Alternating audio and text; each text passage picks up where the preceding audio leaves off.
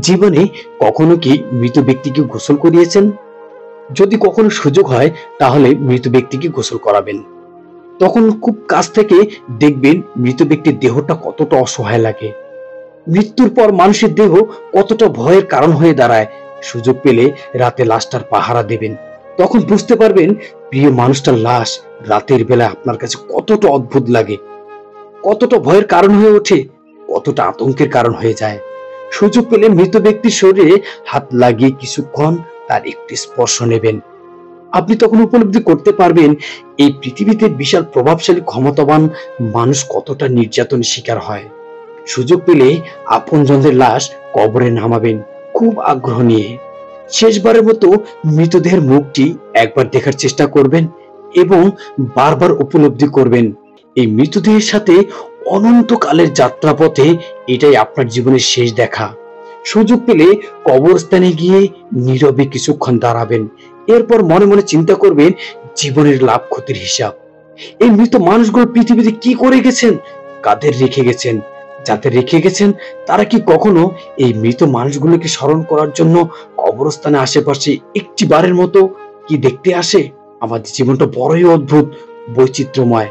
আমরা এর জন্য ওর জন্য, ধন সম্পদের জন্য, ঐশ্বর্যের জন্য, বাড়ি গাড়ি টাকা পয়সার জন্য কতই না মায়া দেখাই, আগ্রহ দেখাই, আরো চাই আমাদের। অথচ এই জীবনে মৃত্যুর কথা না ভেবে, পরকালের জবাবদিহির কথা না ভেবে কিভাবে আরো সম্পদ অর্জন করতে পারি আমরা সেই চিন্তায় বিভোর থাকি। হায় রে জীবন, এখনো সময় আছে, ফিরে আসুন মহান রবের দিকে। কারো কাছে ঠকে গেলে একা থাকার অভ্যাস করুন, তবুও হতাশ হবেন না। মনে রাখবেন জীবনের কষ্টের কথা কাউকে বললে সে আরো কষ্ট বাড়িয়ে দেবে, কিন্তু হতাশ না হয়ে নীরবে আত্মবিশ্বাস নিয়ে এগিয়ে যেতে পারলে আপনি সফল হবেন। এমন ভাবে নিজেকে তৈরি করবেন যে ঠকিয়ে গেছে সে যেন পরবর্তীতে আপনার অবস্থান দেখে আফসোস করে। যদি সবকিছু নির্বল থাকে তাহলে আপনি কখনো কিছু শিখতে পারবেন না। পেন্সিল মানসিকতা নিয়ে হওয়ার চেষ্টা করবেন, যাতে ভুল হলে পিছন দিয়ে ঘষে মুছে নতুন করে চেষ্টা করার সুযোগ থাকবে। মোছা না গেলে চিত্র হয় না। কলম মানসিকতার মানুষগুলো নিজেকে নির্ভুল ভাবে, তাই কলম দিয়ে সুন্দর চিত্র হয় না। তাই আসুন আমরা ভুলকে ভুলে গিয়ে আবার নতুন ভাবে চেষ্টা করে ফুলের মতো জীবন গড়ি। আপনার ভুলগুলিকে আপনাকে নিচে নামাতে দেবেন না। এটি অনুশীলন নয় যা নিখুঁত করে তোলে। আমরা ভুল থেকে শিখি যা নিখুঁত করে তোলে। নিজের ভালো থাকা, আনন্দ খুঁজে নিতে হলে যে অনেক বেশি টাকার প্রয়োজন হয় এমন কিন্তু নয়।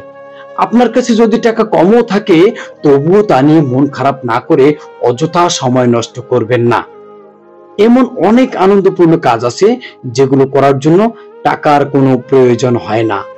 যেমন নিজেকে সবসময় অবনতির দিকে ঠেলে দিচ্ছেন দুশ্চিন্তার কারণে। আমার মতে এটা ঠেকাতে আপনার কোনো টাকার প্রয়োজন হয় না। তাই বর্তমান সময়ে চলতে গেলে নিজেকে প্রোটেক্ট রাখতে হলে আপনাকে চলতে হবে মন মানসিকতা নিয়ে। সাধারণ জিনিসকে কখনো অবহেলা করবেন না। নিজের জীবনে যেটা প্রয়োজন তার বাহিরে কোনো কিছু বেশি গুরুত্ব দিবেন না।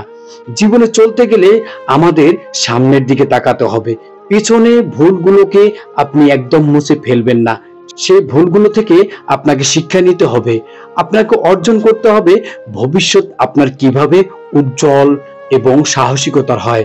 তাই আশা করি আপনার জীবনের যথেষ্ট ভুল, যথেষ্ট সময় নষ্ট না করে আপনি অতীতের ভুলগুলো নিয়ে একটু চিন্তা করবেন যে এখন আমার বর্তমান সময় কেমন কাটছে, কেমন যাচ্ছে, তবেই আপনি জীবনে ভালো কিছু করতে পারবেন।